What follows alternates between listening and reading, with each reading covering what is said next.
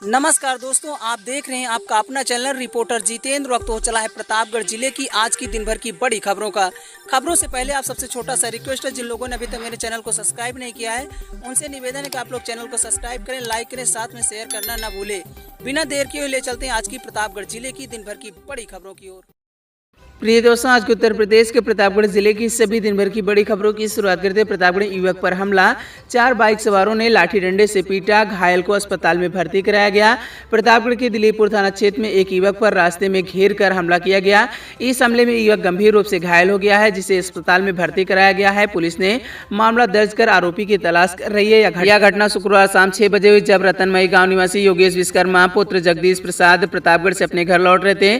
शिवसत पुल के पास वहीं Ramakant degree college के समीप 2 बाइक सवार पर 4 बदमाश उन्हें घेर लिया। आरोप है कि हमलावरों ने पहले योगेश को जान से मार देने की धमकी दी। इसके बाद उन्होंने लाठी डंडे और लोहे की राड से उन पर हमला ताबड़तोड़ कर दिया।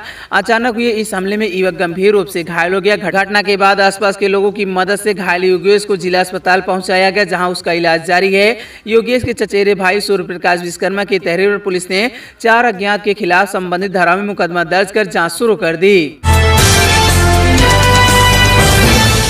छिनैती आरोपी तमंचे के साथ गिरफ्तार, लीलापुर पुलिस ने एक आरोपी को पकड़ा, नकदी और मोबाइल बरामद कर लिया। प्रतापगढ़ अपराधियों के खिलाफ चलाए जा रहे अभियान के तहत लीलापुर पुलिस ने एक बड़ी सफलता हासिल की है।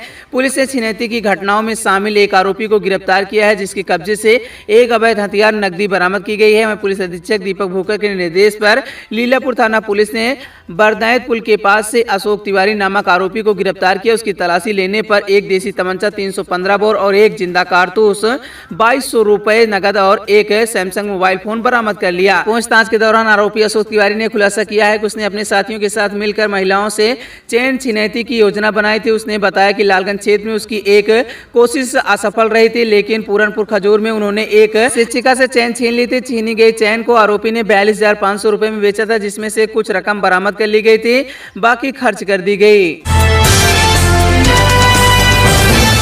मानिकपुर में युवक पर वीडियो से छेड़छाड़ का आरोप, आरोपी बोला सच्चाई उजागर करने के लिए पोस्ट किया था। मानिकपुर थाना क्षेत्र में एक मासूम बच्चे से कथित तौर पर गाली गलौज का वीडियो सोशल मीडिया पर वायरल होने के बाद मामला दर्ज कर लिया गया। इस वीडियो में एक महिला पुलिसकर्मी की मौजूदगी में दिखाई दे रही है, जिससे प्रकरण गर्मा गया। शाहबाद उत्तरी निवासी मेवालाल पुत्र रामपाल ने पुलिस को दी है तहरीर। उसके अनुसार उसके 11 वर्षीय नाती से जुड़े एक मामले की जाँच के दौरान CCTV फुटेज देखे जा रहे थे। इस दौरान वहाँ मौजूद नटोही थाना नवाबगंज निवासी विक्रम शुक्ल पर चुपके से वीडियो बनाने का आरोप है। पीड़ित पक्ष का आरोप है कि विक्रम शुक्ला ने बाद में इस वीडियो से छेड़छाड़ कर उसे भ्रामक तरीके से वायरल कर दिया। उनका यह भी कहना है कि वीडियो इस तरह से संपादित किया गया था जिससे पुलिस की छवि धूमिल हो रही थी। तहरीर में यह भी आरोप लगाया गया कि वीडियो वायरल न करने के नाम पर आरोपी QR कोड के माध्यम से 2000 रुपए लिए थे और बाद में दोबारा पैसे की मांग कर रहे थे। वहीं दूसरी ओर आरोपी विक्रमवीर शुक्ल ने इन आरोपों को सिरे से खारिज किया है। उनका कहना है कि उसने वीडियो में कोई छेड़छाड़ नहीं की, बल्कि वह जो सामने दिख रहा है वही वास्तविक स्थिति में है। जनपद प्रतापगढ़ कॉलेज में नारी शक्ति बंधन अधिनियम पर चर्चा, छात्राओं को 33% महिला आरक्षण के महत्व से अवगत कराया गया। वहीं राम नारायण इंटर कॉलेज पट्टी में शुक्रवार को नारी शक्ति बंधन अधिनियम पर एक चर्चा और परिचर्चा किया गया। आपको बता दें कि इस दौरान विद्यालय के छात्र छात्राओं को इस अधिनियम के महत्व और प्रबंधनों के बारे में जागरूक किया गया। विद्यालय के उप प्रधानाचार्य अनुराधा शर्मा ने छात्रों को संबोधित करते हुए कहा कि प्रधानमंत्री द्वारा शुरू किया गया नारी शक्ति बंधन अधिनियम महिला को सशक्त बनाने की एक महत्वपूर्ण पहल है। उन्होंने बताया कि राज्यसभा और लोकसभा में महिला के लिए 33% आरक्षण समाज के सर्वांगीण विकास में निश्चित रूप से योगदान देना है। वहीं इसी कड़ी में विद्यालय के प्रधानाचार्य वीरेंद्र शर्मा ने इस अधिनियम को नारी शक्ति के विकास में मील का पत्थर बताया। उन्होंने कहा कि यह कानून महिलाओं को निर्णय लेने प्रक्रियाओं को अधिक भागीदारी सुनिश्चित करेगा। भारतीय किसान यूनियन अराजनीतिक की प्रतापगढ़ की मासिक बैठक शुक्रवार को कुंडा कचहरी परिसर में उप जिलाधिकारी कुंडा कार्यालय के सामने आयोजित की गई। बैठक की अध्यक्षता जिलाध्यक्ष ओम प्रकाश पटेल ने की, जबकि संचालन जिला प्रभारी कुलदीप पांडे ने किया। बैठक में किसानों की विभिन्न समस्याओं पर विस्तार से चर्चा की गई, उनके माध्यम से मांग की गई और मांग उठाई भी गई। किसानों के LPG गैस की किल्लत दूर करने, किसान सम्मान निधि में हो रही अनियमितताओं को समाप्त करने, साथ में फार्मर रजिस्ट्री की प्रक्रिया को सुगम बनाने, इसके अतिरिक्त प्राइवेट प्राइवेट स्कूल में किताब कॉपी के नाम पर अभिभावकों के शोषण पर रोक लगाने तथा आर्थिक रूप से कमजोर वर्ग के बच्चों के लिए 25% प्रवेश कोटा सुनिश्चित कराने की मांग की किसानों ने राजस्व निरीक्षक द्वारा भूमि अंश निर्धारण में गड़बड़ी को दुरुस्त कराने और इसके नाम पर हो रही अवैध वसूली रोक लगाने की बात कही है। साथ ही आवारा पशुओं को गौशाला में भेजने और उनके लिए चारा और उपचार के लिए समुचित व्यवस्था बनाने की मांग की है। कंधाई हनुमानगंज में जमीन विवाद में उत्पीड़न का आरोप, परिवार ने एसपी से दोषियों के खिलाफ उचित कार्रवाई की मांग की है। कंधाई थाना क्षेत्र के कंधाई हनुमानगंज गांव निवासी एक परिवार ने पड़ोसी पर आरोप लगाते हुए पुलिस अधीक्षक से शिकायत की है। पीड़ित मंजू देवी ने एसपी समेत अन्य उप जिला अधिकारियों से प्रार्थना पत्र देकर न्याय की गुहार लगाई है। वहीं पीड़ित के अनुसार गाँव के ही एक अन्य समुदाय के व्यक्ति से उनका लंबे समय से जमीन विवाद चल रहा था। आरोप है कि उक्त व्यक्ति का स्थायी थाने में काफी प्रभाव है, जिसके चलते वह पुलिस से मिलकर उसके परिवार को लगातार परेशान करवा रहा है। वहीं मंजू देवी ने कहा कि उसके परिवार के खिलाफ आए दिन तरह तरह की कार्यवाही की जाती है। हाल ही में गुरुवार को पुलिस ने उन्हें उसकी भाभी क्रांति देवी और उनके भाई के खिलाफ शांति भंग की आशंका में नोटिस जारी किया था। उसका भाई पिछले 11 माह से मुंबई में रह रहा है। प्रतापगढ़ महिला से मारपीट का मामला, पुरानी रंजिश में रास्ते से गुजरने पर रोका, केस दर्ज। प्रतापगढ़ के दिल्लीपुर थाना क्षेत्र के पूरे बेनीराम गांव में पुरानी रंजिश के चलते एक महिला से मारपीट का मामला सामने आया। पीड़ित की शिकायत पर पुलिस ने आरोपी के खिलाफ प्राथमिकी दर्ज कर जांच शुरू कर दी। जानकारी के अनुसार गाँव निवासी संगीता देवी गुरुवार दोपहर करीब 3 बजे गाँव के विजय शंकर पाठक के घर मजदूरी करने जा रहे थे। आरोप है कि रास्ते में गाँव के ही अंकित पाठक ने उन्हें अपने दरवाजे से गुजरने से मना कर दिया और रोक दिया। जब महिला ने इसका विरोध किया तो आरोपी अंकित पाठक ने कथित तौर पर लाठी डंडे से उन पर हमला कर दिया। और मचाने पर आसपास के लोग मौके पर पहुंचे और बीच बचाव कर महिला को बचाया। घटना के बाद देर शाम संगीता देवी दिल्लीपुर थाने में तहरीर दी है। थाना अध्यक्ष बलराम सिंह ने बताया कि पीड़ित महिला की शिकायत पर मेडिकल परीक्षण कराते हुए संबंधित धाराओं में अभियोग पंजीकृत कर अग्रिम कार्रवाई की जा रही। सांगीपुर में अवैध तमंचा कारतूस के साथ एक आरोपी गिरफ्तार, पास्को एक्ट आईटी एक्ट के तहत दर्ज था मुकदमा। आपको बता दें कि प्रतापगढ़ की सांगीपुर थाना पुलिस ने एक अभियुक्त को अवैध तमंचा और कारतूस के साथ गिरफ्तार किया। अभियुक्त की पहचान महेंद्र उर्फ सनी 25 वर्ष पुत्र स्वर्गीय हरिलाल निवासी डिहवा सांगीपुर के रूप में हुई है। उसे रंगौली नहर ग्राम रंगौली के पास से गिरफ्तार करते हुए जेल भेजा गया। विकास योजना के नाम पर लाखों रुपए निकाले, काम नहीं। बेलखरनाथ धाम में ग्रामीण ने ग्राम प्रधान पर लगाया भ्रष्टाचार का गंभीर आरोप। प्रतापगढ़ के बाबा बेलखरनाथ धाम ब्लॉक के ग्राम सभा कारीचक में ग्राम प्रधान पर भ्रष्टाचार के आरोप लगे हैं। वहीं ग्रामीणों का दावा है कि वर्ष 2020 से 25 के दौरान विभिन्न विकास योजना के नाम पर लाखों रुपए की धनराशि निकाली गई, लेकिन धरातल पर कोई कार्य नहीं हुआ है। गाँव निवासी परवेज आलम ने जन सूचना अधिकार RTI के तहत इस संबंध में शिकायत दर्ज कराई। उनकी शिकायत के अनुसार ग्राम पंचायत में कई योजना के लिए बजट आवंटित किया गया था और धनराशि भी निकाली गई। इसके बावजूद गांव में सड़क, नाली या अन्य कोई विकास कार्य धरातल पर नहीं दिख रहा है। शिकायतकर्ता ने ग्राम प्रधान सरकारी धन के दुरुपयोग और ग्राम विकास की उपेक्षा का आरोप लगाया।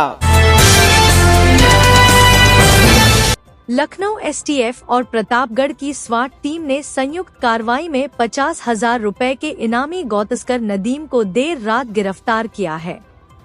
उसे प्रतापगढ़ के थाना कोहरौर क्षेत्र से पकड़ा गया। गिरफ्तार आरोपी की पहचान मोहम्मद नदीम पुत्र मोहम्मद खलील के रूप में हुई है। पुलिस के अनुसार नदीम पर गौतस्करी के कई गंभीर मामले दर्ज हैं। जनपद चंदौली में दर्ज एक मुकदमे में उस पर 50,000 रुपए का इनाम घोषित किया गया था। जानकारी के मुताबिक नदीम मूल रूप से मुरादाबाद जनपद का निवासी है। वह लंबे समय से फरार चल रहा था और गिरफ्तारी से बचने के लिए लगातार अपनी लोकेशन बदल रहा था। पुलिस टीम ने सटीक सूचना के आधार पर कार्रवाई करते हुए उसे धर दबोचा। संयुक्त टीम की सतर्कता और सुनियोजित रणनीति के कारण आरोपी को गिरफ्तार करने में सफलता मिली। फिलहाल पुलिस अभियुक्त से पूछताछ कर रही है। उसके नेटवर्क से जुड़े अन्य लोगों की तलाश जारी है और उसके खिलाफ आगे की विधिक कार्रवाई की जा रही है।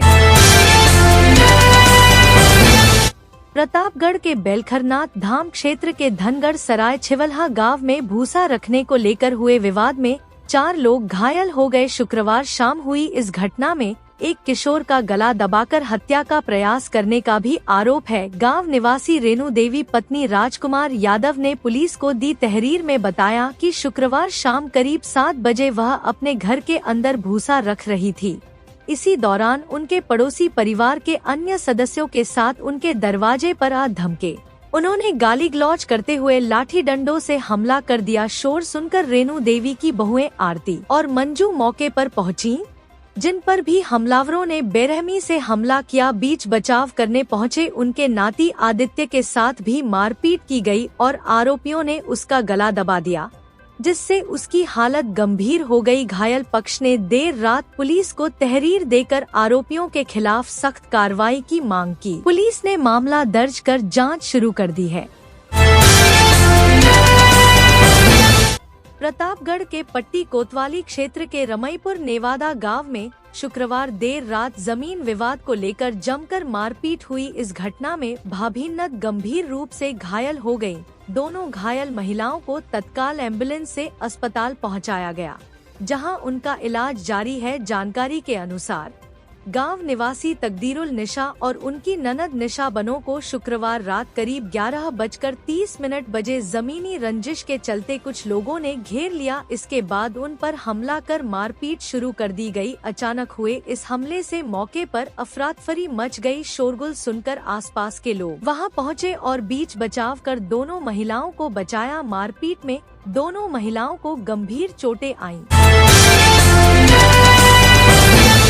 नगर पंचायत मानिकपुर स्थित चंद्रगुप्त मौर्य आदर्श विद्या मंदिर इंटरमीडिएट कॉलेज में शुक्रवार को सम्राट चंद्रगुप्त मौर्य की जयंती हर्षोल्लास और गरिमामय वातावरण में मनाई गई। इस कार्यक्रम में विद्यार्थियों, शिक्षकों और स्थानीय गणमान्य नागरिकों ने सक्रिय रूप से भाग लिया, जिससे पूरे परिसर में उत्साह का माहौल रहा। कार्यक्रम का शुभारंभ विद्यालय के प्रबंधक रामेश्वर सिंह मौर्य ने शिक्षकों के साथ मिलकर सम्राट चंद्रगुप्त मौर्य की प्रतिमा पर माल्यार्पण करके किया। इसके उपरांत विद्यार्थियों ने सम्राट चंद्रगुप्त मौर्य के जीवन, संघर्ष, पराक्रम और राष्ट्र निर्माण में उनके योगदान पर आधारित विभिन्न सांस्कृतिक प्रस्तुतियां दी।